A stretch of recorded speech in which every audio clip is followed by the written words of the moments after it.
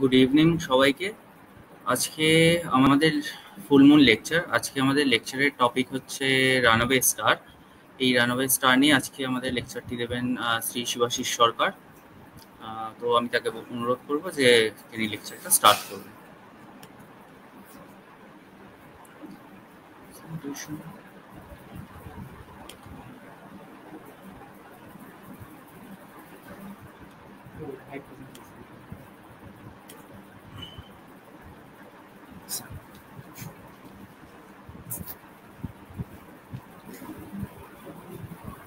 নমস্কার।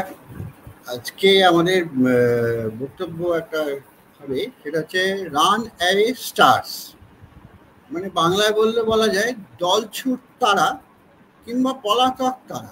অর্থাৎ আসল জায়গাটা অন্য জায়গায় ছিল, তারপরে তারা স্পেসের মধ্যে ছড়িয়ে যাচ্ছে।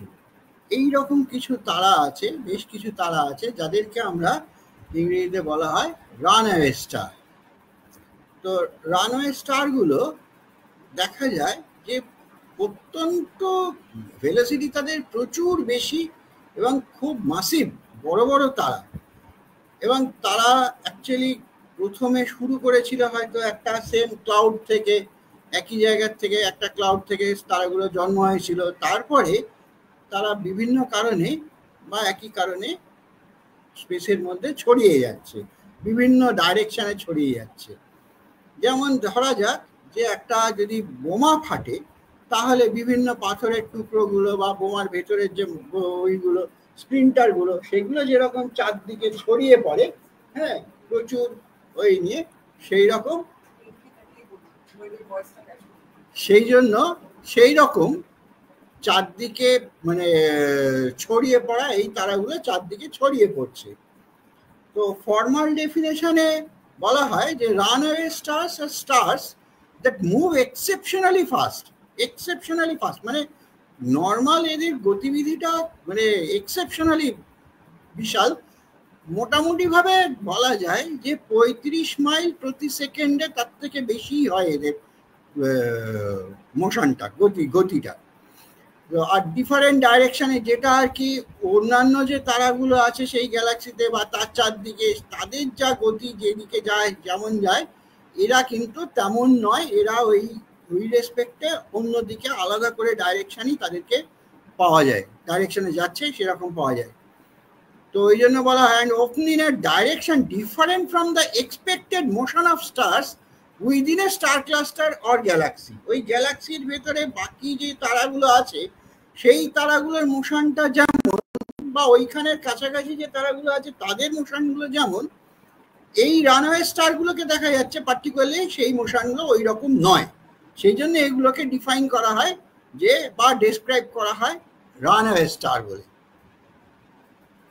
এদের মধ্যে সব থেকে পপুলার এবং সব থেকে কমন তিনটে রানওয়ে স্টার: নিউ কলাম্বে, 53 অ্যারাইটিস আর এই অরিগি।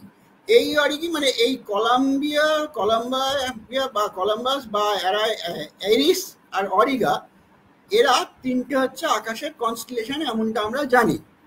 এই তিনটে কনস্টেলেশনের মিউ তারাটা, কলাম্বিয়ার মিউ, এরিসের 53 আর অরিগার এদেরকে দেখা যাচ্ছে যে এরা হচ্ছে রানওয়ে স্টার। কেন, আমি পরে আবার ডিটেলে আসছি একটুখানি বাদে। It has been observed that they all started their journey from nearby area of Orion Nebula. ওদের কাছ থেকে ওরিয়ন নেবুলা কিন্তু অনেক দূরে, কিন্তু এখন তারা ছড়িয়ে চতুর্দিকে চলে গেছে। অরিজিনালি দেখা যাচ্ছে যে বেশ কিছু কাল আগে, আমি ডিটেলে পরে যাচ্ছি, যে তারা ওরিয়ন নেবুলা থেকে স্টার্ট করেছিল তাদের জার্নি।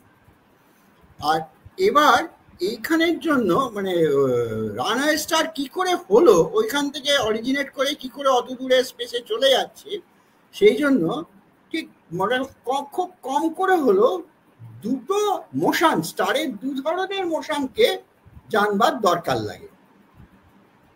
এখানে আমরা সহজ ভাষায় একটা ছবি দেখতে পাচ্ছি যে এই যে হচ্ছে ওরিয়ন, এই ওরিয়নের বেল্ট, এইখানে হচ্ছে সোরটা, আর এই হচ্ছে ওরিয়নের ওই নেবুলার জায়গাটা, আর এখানে পায়ের দিকটা, যাই হোক, আর এই সিরিয়াস। এইবার দেখা যাক যে কলম্বা যে ওইটা সেটা হচ্ছে তলার দিকটা সাউথে কত দূরে, আবার এখানে হচ্ছে এরিস, মানে কনস্টেলেশনটা হচ্ছে এরিস, এই 53 এরিস এইখানে, আর ওইদিকে অরিগা হচ্ছে ওপরে নর্থের ডাইরেকশনে কত দূরে, সেইখানে হচ্ছে এই জায়গাটা হচ্ছে এই অরিগি। এবার এদের ওই মোশনগুলোকে কনসিডার যদি করিয়ে ব্যাক গিয়ারে নিয়ে আসা যায়, তখন দেখা যাচ্ছে এদের তিনজনের কমন ব্যাপার হচ্ছে যে এরা তিনজনেই ওই ওরিয়ন নেবুলার ওই চত্বরটায় গিয়ে পৌঁছচ্ছে। তার মানে এরা কোনো এককালে, সেটা আমি পরে বলছি ডিটেলটা, যে এইখান থেকে অরিজিনেট করে স্পেসের মধ্যে ছড়িয়ে যাচ্ছে, এদিকে যাচ্ছে, এদিকে যাচ্ছে, এদিকে যাচ্ছে। তার মানে ভায়োলেন্ট কিছু একটা ঘটেছিল, যার জন্য তারাগুলো তিন দিকে ছটকে গেছে। ওই যে বোমা ফাটার মধ্যে, বোমা ফাটলে যেমন স্প্রিন্টারগুলো চারদিকে ছড়িয়ে যায়, সেই রকম। এইটা আমরা মানে একটা সহজ ভাষায় দেখি, এটা পরে আবার আসছি আমি। তো এবার একটা তারার বিভিন্ন রকমের মোশন হয়, অনেক রকমের মোশন হয়, বা তারা যেগুলো যায় তাদের মোশনের বিভিন্ন রকমের কম্পোনেন্ট থাকে। তো তার মধ্যে আমরা রানওয়ে স্টারকে ডিসকাস করবার জন্য মূলত প্রাথমিকভাবেই দুটো আমরা মোশনকে কনসিডার করি। একটা মোশন হচ্ছে প্রপার মোশন বলে, আর একটা মোশন হচ্ছে স্পেস ভেলোসিটি বলে। এছাড়া আরো একটা তারার বহু রকমের মানে ওই থাকে, মোশন থাকে, মুভমেন্ট থাকে, তো বা ওই একটা মুভমেন্টের নানান রকমের কম্পোনেন্ট থাকে, তাও বলা যায়। যে সেগুলো নিয়ে আমরা ডিসকাস করবো না, কেননা ওগুলো আর অত জটিলতায় যাব না। আমরা আপাতত এই প্রপার মোশন আর স্পেস ভেলোসিটি এই দুটোই কি একটুখানি মানে ডেসক্রিপটিভ ওয়েতে সামান্যভাবে জেনে নেব। প্রপার মোশন ব্যাপারটা কি, যে when we look at the night sky we feel that a great dome is there, মানে আমাদের মাথার উপরে একটা বিশাল বড় আকাশ গোল ডোম হয়ে রয়েছে। এবার সেখানে আমি যদি লক্ষ্য করি তাহলে সেখানে অবজেক্টগুলো যেন স্লাইড করে করে যাচ্ছে, ওই ডোমটার গায়ে যেন এরকম করে করে পড়ে যাচ্ছে।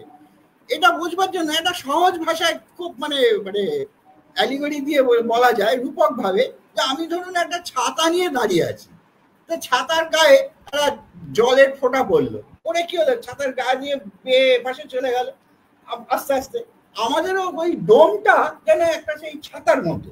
হ্যাঁ, এবার আজকে আমি একটা তারাকে দেখলাম অমুক জায়গায়, এই জায়গায় দাঁড়িয়ে এখানে এরকম ভাবে দেখলাম, যেখানে সেইটা কিছু বছর বাদে যদি দেখা যায় যে ওই ডোমের গা ধরে যেন তলায় চলে গেছে বা অন্যদিকে চলে গেছে, তখন আমি অনেকটা বলতে পারি যে বৃষ্টির জলের ফোঁটার মতো যেন সরে গেল, স্লাইড করে গেল।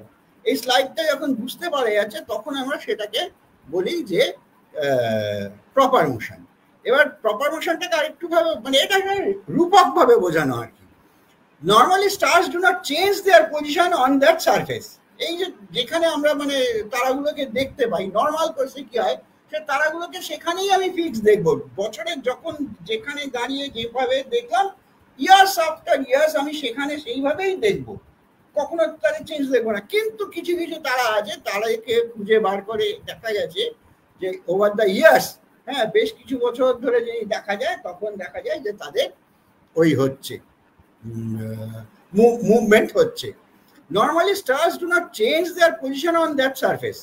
That means if we identify a star at a certain position and at a particular time, it can be found there years after years. একদম এটা তো সত্যি কথা। আমরা বলি না যে তারাগুলোর জায়গাগুলো যেন ধ্রুব দাঁড়িয়ে আছে একই জায়গায়। But some stars are there which change their position in the sky with respect to very far away star. এবার একটা দুটো তো স্টার নয়, বহু দূরের যে তারাগুলো আছে সেগুলোর মুভমেন্ট প্রায় নেই, একদম অসম্ভব।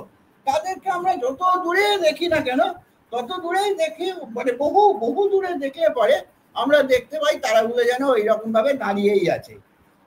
ওই তারাগুলোর রেসপেক্টে যখন এই রানওয়ে স্টারগুলোকে দেখা যায়, তখন বোঝা যায় যে এদের একটা মোশন ওই তারাগুলোর মধ্যে দিয়ে আছে।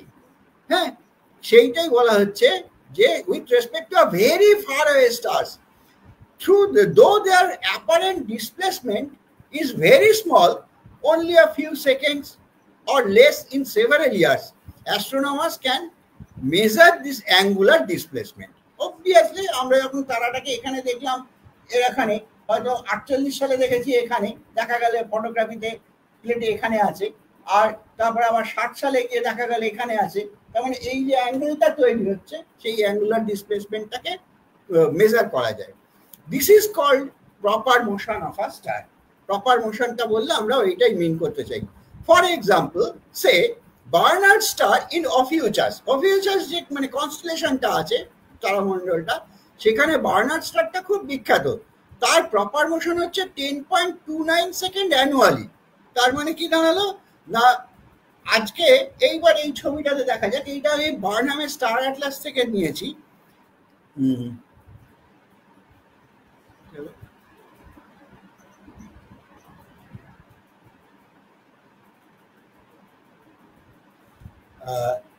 এটা বার্নহাম স্টার অ্যাটলাসে আছে। এই তারাটা এই মানে বার্নার্ড স্টারটা যখন ডিটেক্টেড হয়েছিল, ওটা বোধ হয় 42 সালটা নাগাদ, 42 কিংবা 62 সাল নাগাদ যখন ডিটেক্টেড হয়, তখন ওটা এইরকম জায়গায় ছিল, এই চত্বরে। এইবার উনি তখন কি করলেন,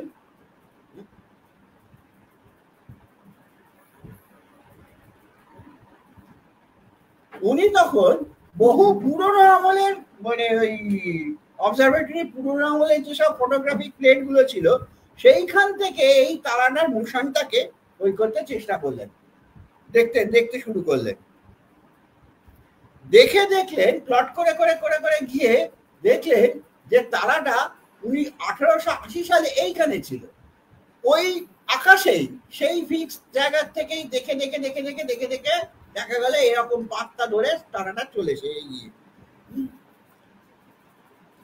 তারাটা আস্তে আস্তে আস্তে আস্তে আকাশের মধ্যে, অর্থাৎ আকাশে আমি 1880 সালে যদি ওখানে দেখে থাকি, তারপরে 1920 সালে এখানে, তারপরে দেখা গেল 1960 সালে এখানে, তারপরে দেখা গেল 2000 সালে ওখানে, 2040 সালে গিয়ে তারাটা ওইখানে পৌঁছে যাবে।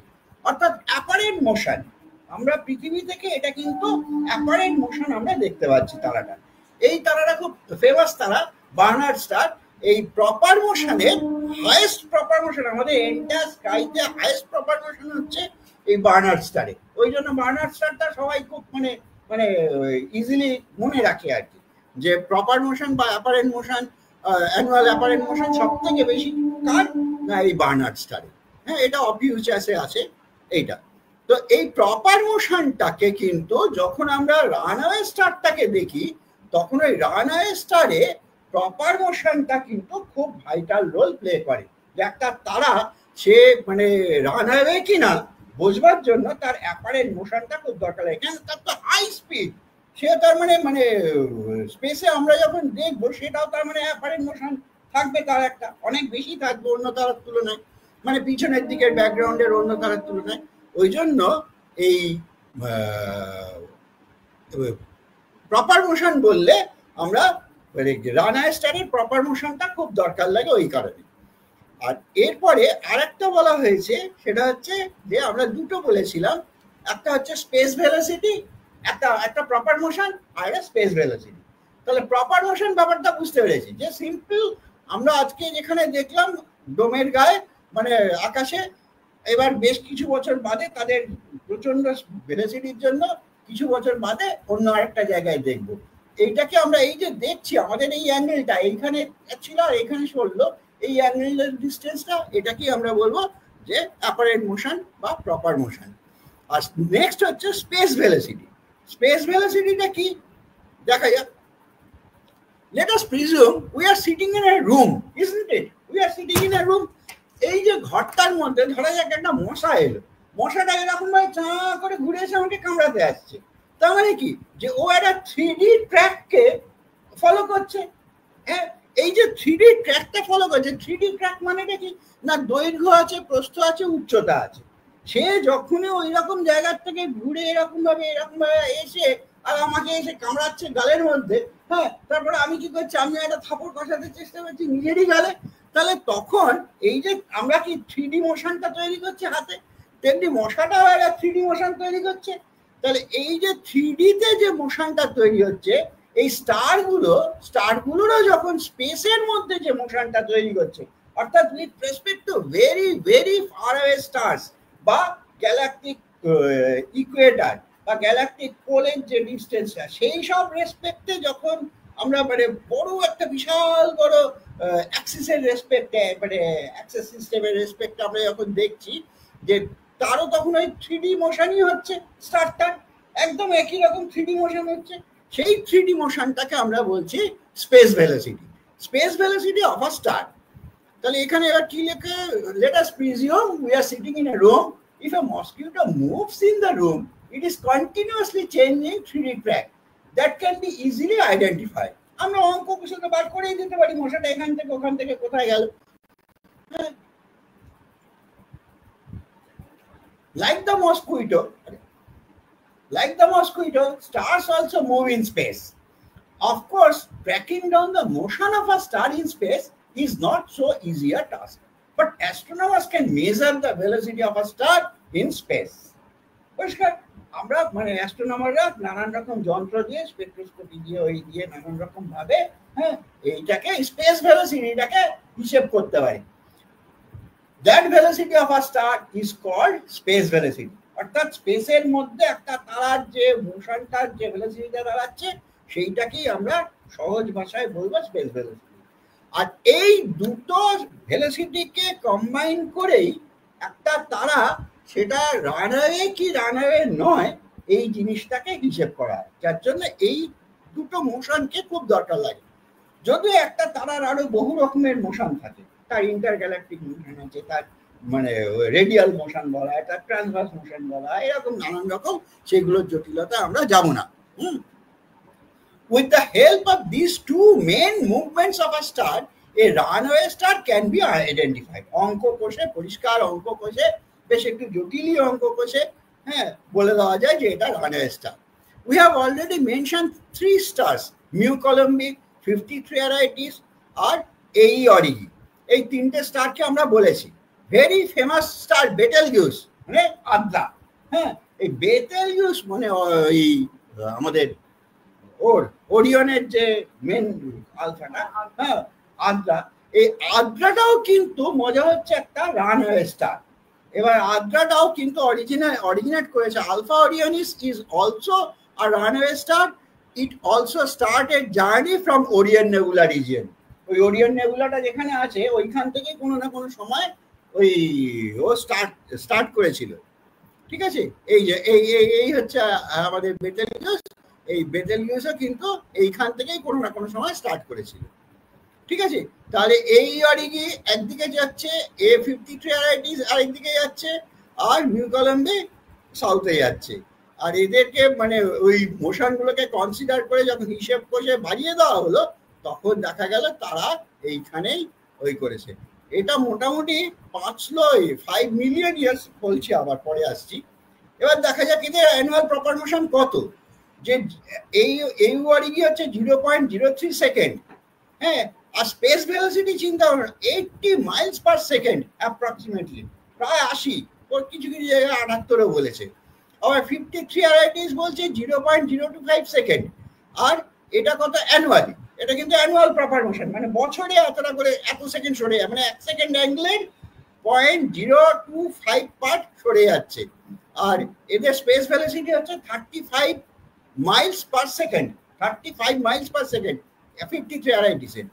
আর মিউ কলম্বি হচ্ছে 0.025, ওরও মিউ 0.025, কিন্তু ওর ভেলোসিটি হচ্ছে 74 মাইলস পার সেকেন্ড। ঠিক আছে, তাহলে এই তিনটেই হচ্ছে আমরা, এইটা আমার বার্নহাম স্টার অ্যাটলাসের থেকে এখান থেকে তোলা। এইটা এখানে মানে ব্ল্যাক অ্যান্ড হোয়াইটে একটা সুন্দর ছবি, একদম মানে হাতে আঁকা দুর্দান্ত ছবি। এটা বহুকালের প্রাচীন ছবি বার্নহাম থেকে করা। এইটা এই চত্বরের থেকেই এরা অরিজিনেট করলো, করে এদিকে গেল, ওদিকে গেল, ও এদিকে গেল, অর্থাৎ দলছুট হয়ে গেল। যেখান থেকে ছিল অরিজিনেট করেছিল সেখান থেকে তারা দলছুট হয়ে দৌড়চ্ছে।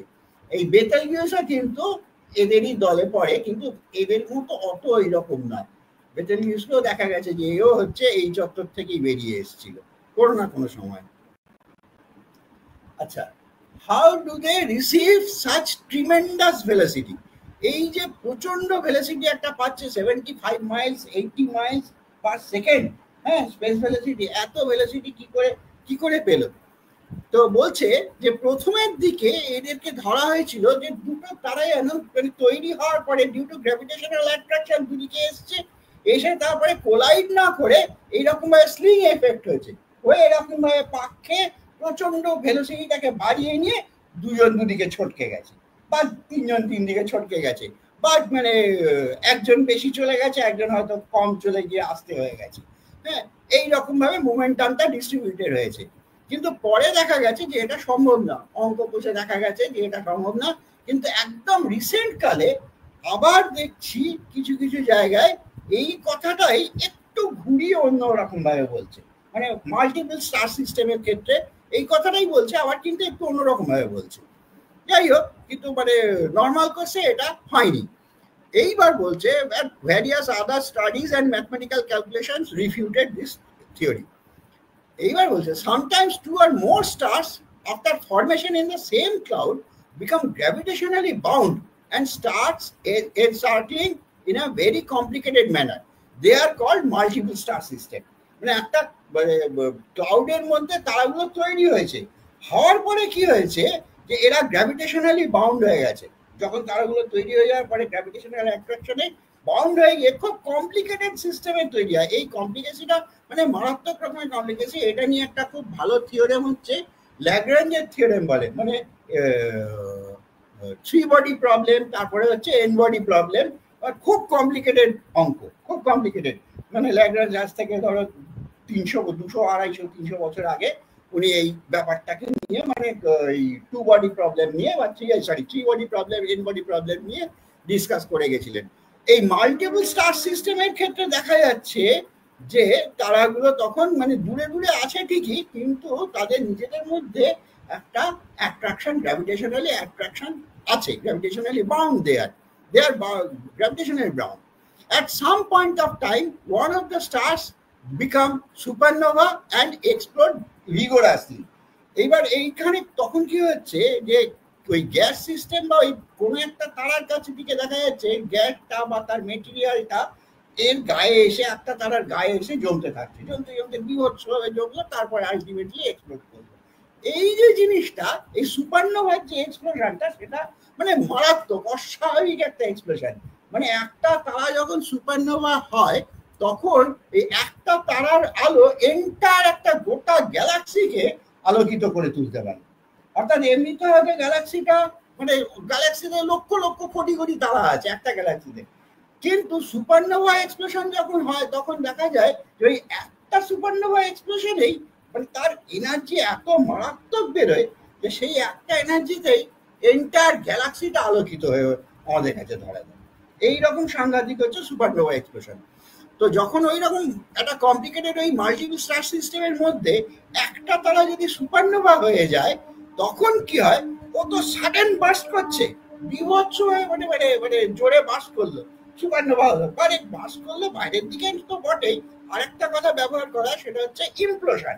ইমপ্লোশন মানে হচ্ছে ভেতরের দিকে একটা অস্বাভাবিক চাপ, গ্র্যাভিটেশনাল পুল, পুরো এন্টায়ার মেটেরিয়ালটা একটা বিশাল বড় তারার মানে মূল পার্টটাই, কোরটাই এরকম করে ভেতরে ঢুকে যাচ্ছে, এই ইমপ্লোশন বলা হয়। এই ইমপ্লোশনের শকওয়েভ তৈরি হয় বিভৎস পুরো মেটেরিয়াল গুলো। এবং মজা হচ্ছে ওই সুপারনোভা থেকেই কিন্তু এই আমরা যে এই যত অক্সিজেন বলো আর আয়রন বলো আর এই রেডিয়াম বলো আর এই যে ইউরেনিয়াম বলো, পোলোনিয়াম বলো, যাবতীয় এইসব ভারী যেসব এলিমেন্ট গুলো আছে সব এলিমেন্ট গুলোই কিন্তু ওই সুপারনোভার চাপের মধ্যে থেকেই তৈরি হয়েছে। যত আলাদা হাইড্রোজেন, হিলিয়াম বা খুব বেশি হলে ডয়টেরিয়াম বা এরকম দু একটা হালকা হালকা লিথিয়াম, এই ধরনের প্রাথমিক যেসব হালকা কণাগুলো আছে সেই কণাগুলো অন্যরকম ভাবে তৈরি হতে পারে। কিন্তু তার ওপরে যাবতীয় যা পার্টিকেল আছে, যে মানে মৌল যেগুলো বলি আমরা ফান্ডামেন্টাল পার্টিকেল, যাবতীয় যা আছে, হ্যাঁ, সে অক্সিজেন বলো, নাইট্রোজেন বলো, কার্বন বলো আর বোরন বলো, ক্লোরিন বলো, যাবতীয় সব কিন্তু ওই সুপারনোভার ভেতরে তৈরি হয়েছে। অর্থাৎ আমরা নিশ্চিন্তে বলতে পারি আমরা শরীরে যা আছে আমরা সবাই হচ্ছে সুপারনোভার থেকেই এসেছি, সুপারনোভার থেকেই মানে মেটেরিয়াল নিয়ে আমরা তৈরি হয়েছি, তার বাইরে যাওয়ার কারোর জায়গা নেই, হ্যাঁ, এন্টায়ার ব্রহ্মাণ্ডে, এন্টায়ার ইউনিভার্সে। তো ওই সুপারনোভা যখন এক্সপ্লোশন হয় তার মানে বোঝা যাচ্ছে যে কি মারাত্মক তার energy. Due to such enormous sudden energy eruption, orbits of other stars receive tremendous blow. এবার এই মাল্টিপল স্টার সিস্টেম, ওই মাল্টিপল স্টার সিস্টেমে যখন তো বাকিগুলো তো আর সুপারনোভা হয়নি, তারা তো এমনি রয়েছে, ঘুরছিল। এইবার যেই মাত্র এইরকম মানে সুপারনোভা হলো, এই তারাগুলো ছটকে গেল। অর্থাৎ আমরা যেরকম বোমা ফাটলে দেখি স্প্লিন্টারের গুলো চারদিকে ছটকে যাচ্ছে, ওই বোমা ফাটার মতো অবস্থাটা দাঁড়ালো। সুপারনোভা একাই তারাগুলোকে ছড়িয়ে দিল চারদিকে। Due to such enormous sudden energy eruption, orbits of other stars receive tremendous blow. Thereby, other gravitationally related stars start moving in different direction. এরা তো নিজেদের অরবিটে স্টেবল ছিল সবাই, তারা তো গ্র্যাভিটেশনালি বাউন্ড ছিল, নিজেদের অরবিটে স্টেবল ছিল। এইবার ওই ধাক্কাটা খেয়ে চারদিকে ছটকে গেল। In several thousand years or maybe million years, they left their original position in space and become runaway stars. এরা কি হয়ে গেল না, রানওয়ে স্টার তৈরি হয়ে গেল। There are some other theories also regarding formation of runaway star. মানে সেগুলো ওই মাল্টিপল স্টার সিস্টেমে কি হচ্ছে, ওই বাইনারি স্টার বলে। ওই বাইনারি স্টার যখন দুটো বাইনারি পেয়ার যখন এসে দাঁড়িয়ে যায়, তখন চারটে হয়ে যাচ্ছে। ওই চারটে কলিশনের থেকে, কলিশন বা নিয়ার কলিশন বা ওই স্প্লিং এফেক্ট থেকে তখনও এরকম রানওয়ে স্টার তৈরি হতে পারে। এটা হচ্ছে মোদ্দা কথা। এটা গেল। What do we learn by studying such a star? কেন আমরা ওইগুলো, এটার আরো অনেক কথাই বলা যেত, যাকে সেগুলো আমরা অত ডিসকাস করবো না। Though they are now in far away positions, their chemical compositions remain same. ওই যে অরিজিনাল যে ক্লাউডটা ছিল, সেই ক্লাউডের থেকেই তো এরা সব তৈরি হয়েছে। তারপরে সুপারনোভার এক্সপ্লোশনে ওই চত্বরেই তৈরি হয়েছে। ফলে এই রানওয়ে স্টার গুলো প্লাস ওই অরিজিনাল ক্লাউড, তারপরে সুপারনোভা রেমন্যান্ট যা পড়ে রয়েছে, এদের মধ্যে দেখা যায় যে কেমিক্যাল কম্পোজিশন গুলো nearly same. So the original cloud, supernova remnant and other related stars contain some common information. হ্যাঁ, এই কেমিক্যাল কম্পোজিশন গুলো। তারপরে তার মানে ওইও তো রয়েছে, মানে স্টেলার ডাইনামিক্স এর জটিল তত্ত্ব তো সমস্ত রয়েছে। By studying such stars, knowledge of stellar dynamics has been improved. Swabhavik. The bow wave of gas formed by a runaway star is studied for various information. এবার এইটা বো ওয়েভটা কি আমি একটুখানি বাদে বলছি, এরপরে আর ছবি দিয়ে একটা বোঝাতে চেষ্টা করছি বো ওয়েভটা কি। আর finding new runaway stars is a joy forever এভার। স্বাভাবিক, একটা নতুন আমি জিনিস যখন ওই করছি, নতুন মানে রানওয়ে স্টারকে আমি যখন আবিষ্কার করছি, সেটা তো একটা মানে বিভৎস মানে দারুণ আনন্দদায়ক ব্যাপার, এটা তো স্বাভাবিক। আর opens vistas for new research also, new research. কেননা একটা রানওয়ে স্টারের পেছনে শুধু রানওয়ে স্টারটুকু তো দেখছে তা তো নয়, তার পেছনে এবার সঙ্গে সঙ্গে কেন হলো, কোথা থেকে হলো, কি করে পেলো, কোন কোন কম্পোনেন্ট থেকে পেলো, সোয়ান মানে আরো হাজার একটা রিলেশন, কি করে ওটা ওইখানে এলো, কেন এলো, আশাতে কি দাঁড়ালো, এরকম নানান রকম সমস্ত মানে রিসার্চ শুরু হয়ে গেল একটা রানওয়ে স্টার খুঁজে পাওয়ার জন্য। গাইয়া বলে আমি বলেছিলাম, এরপরে দেখছি গাইয়াটা আছে কিনা। ঠিক আছে, আচ্ছা এবার হচ্ছে আমি ওই যে বললাম যে বো মানে ওই আরে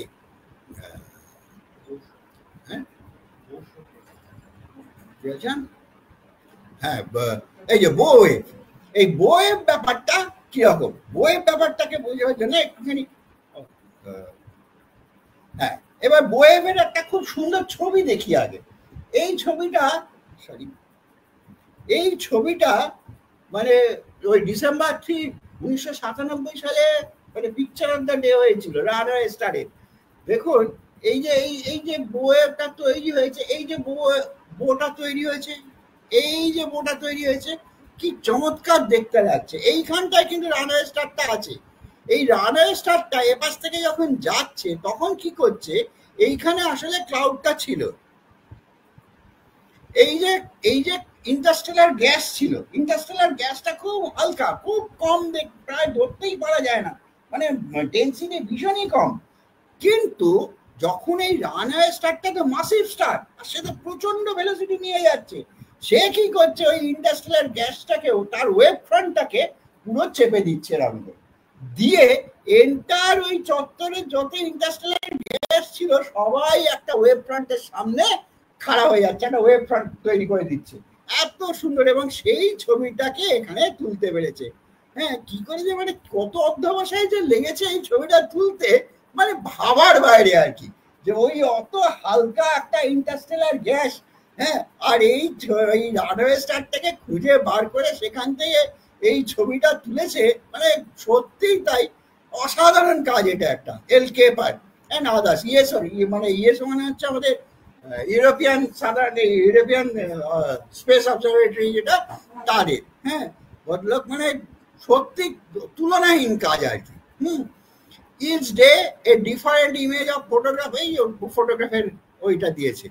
আচ্ছা, এবার হচ্ছে যে এইটা সম্পর্কে এটার তলায় একটুখানি লেখা ছিল, লেখাটা দেখি। Runaway stars are massive stars travelling rapidly through interstellar space, ওই যে বললাম স্পেস ভেলোসিটি আছে, ইন্টারস্টেলার স্পেসের মধ্যে চলে যাচ্ছে, like a ship flying through the Interstellar medium. হ্যাঁ, runaway star HD 77581. HD 77581 has produced this graceful arcing bow wave or bow shock. Bow shock মানে যখন যাচ্ছে, সেই যাওয়ার সময় ইন্টারস্টেলার স্পেসটা যেরকম, ইন্টারস্টেলার মানে ডাস্টটা এরকম, ক্লাউডটা এরকম ছড়িয়েছিল, গ্যাসটা এরকম ছড়িয়েছিল, এই চাপে, মারাত্মক চাপে সেটাকে একটা বো ওয়েভ তৈরি করে দিল, অসাধারণ দেখতে। হ্যাঁ, compressing the gaseous material in its path, located near the center of this, located near the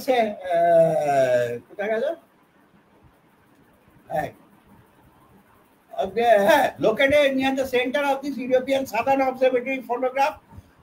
HD 77581 itself is so bright that it saturates the sensitive camera and produces the spiky cross shape. মানে এই যে cross শেপটা, এটা কিন্তু মানে ওই তারাটার নিজের powerful ক্যারেক্টারের জন্য সে নিজেই তৈরি করেছে, এটা মানে কেউ তৈরি করে দেয়নি, মানে আর্টিফিশিয়ালি তৈরি করা এরকম নয় ব্যাপারটা।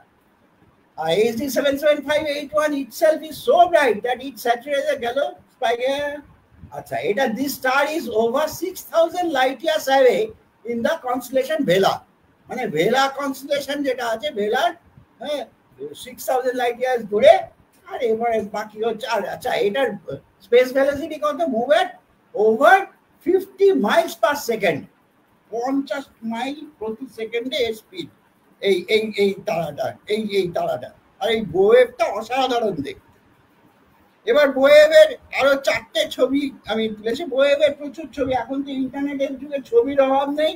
হ্যাঁ, যে কেউ একবার runaway star, image of runaway star মারবেন, বহু রকমের ছবি পাবেন। তার মধ্যে এইটাকে আমি ওই করেছি, এই 4টে, এটা হচ্ছে ওর তোলা, আপনার কি হাবল স্পেস টেলিস্কোপে।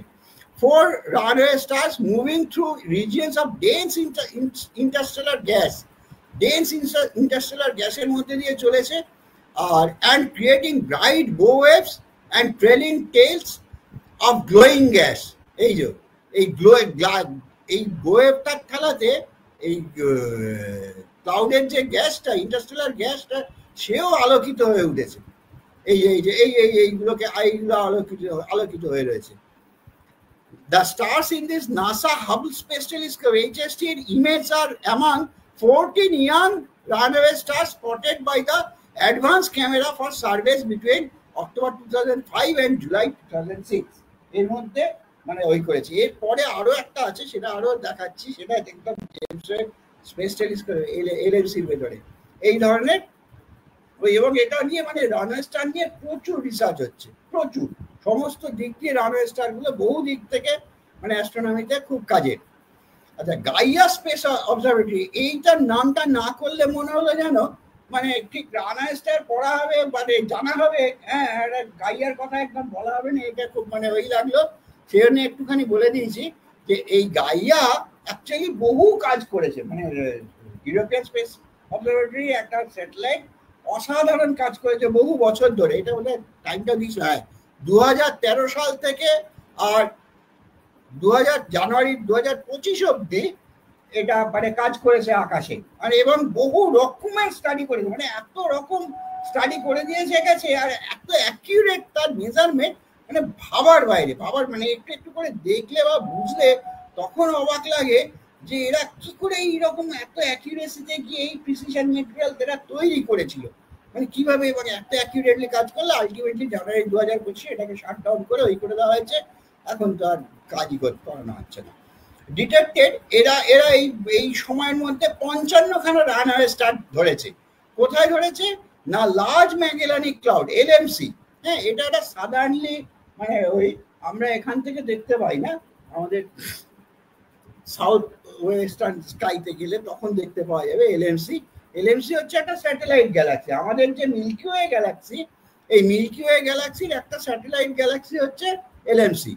তার মধ্যে এটাকে মানে গাইয়া ওইখান থেকে ডিটেক্ট করে R136 বলে একটা স্টার ক্লাস্টারকে ডিটেক্ট করে। এই R136 স্টার ক্লাস্টারটা কি হয়, R136 স্টার ক্লাস্টারটাকে ধরে যখন মানে ডিটেক্ট করে তারপরে 1 বাই 1 স্টারগুলোকে খুঁজে বার করে তার মোশনগুলোকে ক্যালকুলেট করে করে করে করে পাঠাতে শুরু করে। এই R136 1,58,000 লাইট ইয়ার দূরে আছে এখান থেকে, আমাদের এখান থেকে, দিয়ে এই massive region of intense star formation in the LMC. এলএমসির এই মাসিভ রিজিয়ন, এলএমসির একটা জায়গাতে, এলএমসিটা অনেক বড়, অনেকখানি জায়গা জুড়ে আছে, মানে তার মধ্যে ওই এলএমসির ওই জায়গাটার মধ্যে 55খানা রানওয়ে স্টারকে গাইয়া স্পেস অবজারভেটরি ওইটা ধরেছিল। তার মধ্যে এই একটা ছবি আমি এখানে তুলেছি, দুর্দান্ত ভালো ছবি। হ্যাঁ, কি বলছে, an illustration of the star cluster R136 in the large Magellanic cloud ejecting runaway stars। ওই যে কোন দিকে চারদিকে এই সুবর্ণময় এক্সপ্রেশনটা হয়েছে, ওখান থেকে চারদিকে ছড়িয়ে যাচ্ছে। হ্যাঁ, ছড়িয়ে যাচ্ছে। এবার ইমেজ ক্রেডিট হচ্ছে এই ফুটসেলার জেমস ওয়েব স্পেস টেলিস্কোপ মিরক্যাম দিয়ে তোলা। এইটা একদম মানে লেটেস্ট একটা দুর্দান্ত ভালো ছবি। হ্যাঁ, এই রানওয়ে স্টারগুলোকে এখানে দেখানো হয়েছে এরকম ভাবে, ওই চত্বর থেকে শুরু হয়ে এই গ্যাস ক্লাউডের মধ্যে থেকে শুরু হয়ে স্পেসে ছড়িয়ে পড়ছে। এই গেল রানওয়ে স্টার। আর অ্যাকনলেজমেন্ট, সত্যি সত্যি বার্নামে স্টার অ্যাটলাসের মতো বা বার্নামে সেলেস্টিয়াল হ্যান্ডবুকের মতো ভালো বই আমার নেই, আর মানে পাই না, মানে এরকম আমার প্রাণের বই। হ্যাঁ, আর ইন্টারনেট খুললে তো আজকে ওই নেই। আর পেঙ্গুইনের এই ডিকশনারিটাও খুব ভালো, অ্যাস্ট্রোনমি বাই জ্যাকেলিন মিল্টনের ডিকশনারিটা খুব স্ট্যান্ডার্ড ডিকশনারি, এইটা আমার মানে খুব কাজে দেয়। আর অবশ্যই আমি থ্যাঙ্কস দেবো স্কাই ওয়াচার অ্যাসোসিয়েশন কলকাতা আর আমার এই সব স্যারেদের, হ্যাঁ, ইয়াং স্যারেদের, হ্যাঁ, যাদের খেল ছাড়াতে এটা আমরা এখন ভাবতেই পারি না।